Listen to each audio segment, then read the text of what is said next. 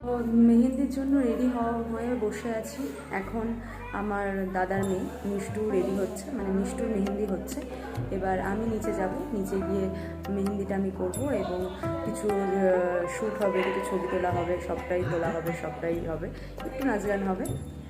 তো চলো আস্তে আস্তে শেয়ার করছি বা তো দেখাচ্ছি তোমাদের। সেদিন সন্ধেবেলাটা আমরা খুব আনন্দ করে কাটিয়েছিলাম, কারণ রাত পোহালেই আমার বিয়ে। আমার মা, ভাই, বৌমনি, দিদি, জামাইবাবু, বাড়ির সবাই একসাথে অনেক নাচ করেছি, অনেক আনন্দ করেছি। প্রায় মাঝরাত অবধি আমার হাতের মেহেন্দি হয়েছে। দিনটা সত্যিই আমার কাছে ভোলার নয়, আমি ভুলতেও চাই না, কারণ আমার বিয়ের আগের দিন যে এক্সাইটমেন্ট, সেটা মনকে আরও তরতাজা করে তোলে। আর তার থেকে বড় কথা, প্রীতমকে বর হিসেবে দেখার এক্সাইটমেন্টই আলাদা। তো আমি এখানে নাচ গানের কোনো গান দিতে পারিনি, কারণ কপিরাইটের ভয়ে, তোমরা সকলেই জানো।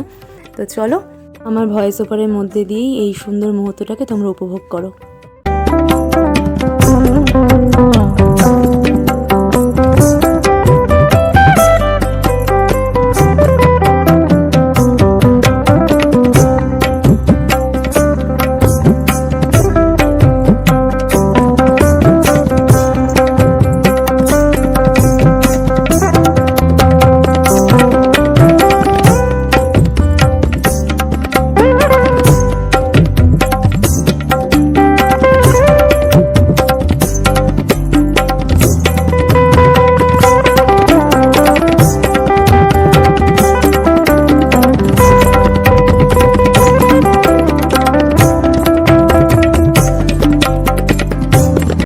মেহেন্দি পুরো কমপ্লিট করার আগে আমাকে বাড়ি থেকে বললো খেয়ে আয়, কারণ বেশি রাত করলে আর যাওয়া যাবে না।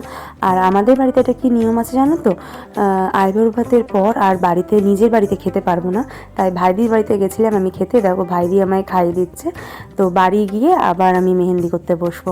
তো চলো ভিডিওটা দেখতে থাকো। ভাইদির বাড়ি থেকে ডিনার করে আসার পর মেহেন্দি করতে করতে আমাদের 2:30-3টে বেজে গেছে। আমি তাই ভাবছিলাম, এই মেহেন্দি যে দিদিটা আমার করছে, সেই দিদিটার কি এনার্জি। 2:30-3টে অবধি আমার মেহেন্দি পুরো কমপ্লিট করেছে দিদি।